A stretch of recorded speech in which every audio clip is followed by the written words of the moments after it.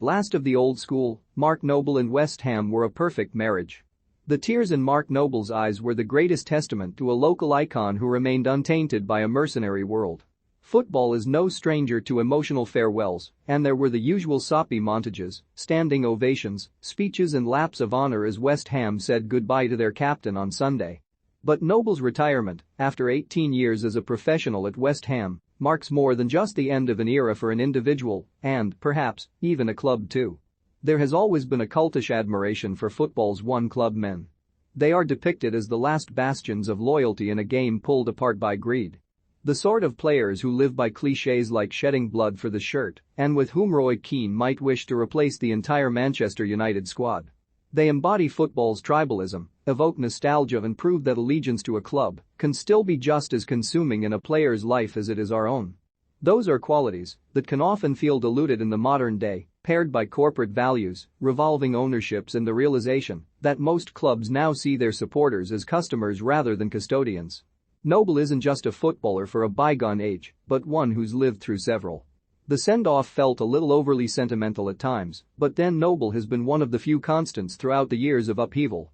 He has experienced the misery of relegation to the Championship, the ecstasy of promotion back to the Premier League, the uprising over West Ham's departure from Upton Park, the excess that characterized the later Gold and Sullivan years, and now the resurgence under David Moyes. Football doesn't tend to deal in fairy tales, and the 35-year-old has been a bit part player this season, but it is an affecting end to an odyssey that might have been cut short during any one of those chaotic acts. If Noble isn't a dying breed, footballers of his ilk are certainly an endangered species. The sheer wealth of the Premier League has turned academy football into an arms race, and the influx of foreign players has inevitably reduced the likelihood of making the grade at your local club. Even if players do, and there are of course still dozens of examples, the forces of circumstance, luck and ambition can pull a career in so many different directions. The least trodden path is usually to remain standing still, and out of all the active Premier League players whose professional careers span at least 10 years, James Ward-Prowse is the only example who's represented just one club. Noble, who spent brief spells on loan at Ipswich and Hull in 2006, can't qualify for that. Perhaps the idea of being a one-club man is a dated tradition, an accolade for the purists without a tangible impact on results.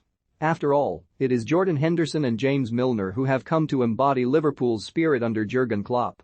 Aaron Cresswell was a product of Liverpool's academy, but that hasn't prevented him from becoming immersed in West Ham's identity over the last 8 years.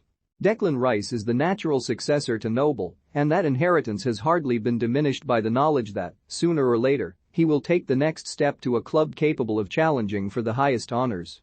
What Noble and West Ham did represent then was a kind of rare perfect marriage, a player and club who grew up together but never outgrew each other.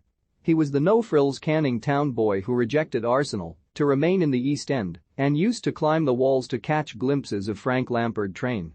He had the old-fashioned intensity that endeared him to the first-team dressing room and the genuine warmth that's made him relatable to a generation who have grown up in a different world.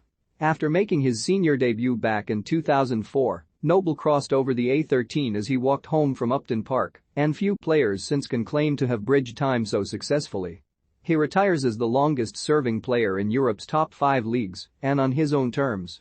It's a little cruel that, for the slender 317 minutes Noble played in the Premier League this season, perhaps the most memorable contribution came back in September, when he was sub-bet on to take a last-ditch penalty against Manchester United. It was the first time Noble had missed from the spot in over 5 years, but afterwards, asked about Moyes' decision, Noble said that refusing to step into the firing line would have haunted him for the rest of his life. Maybe that is the most fitting characterization of a player who was always willing to stand up and be counted, regardless of the knockbacks.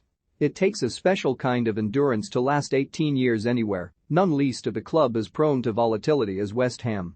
Being a one-club man doesn't necessarily make you a better player or guarantee points, but it does forge a bond with fans in a way little else can. There were tears on the pitch and in the crowd on Sunday because, without sounding trite, for him just like them, West Ham really has been a way of life.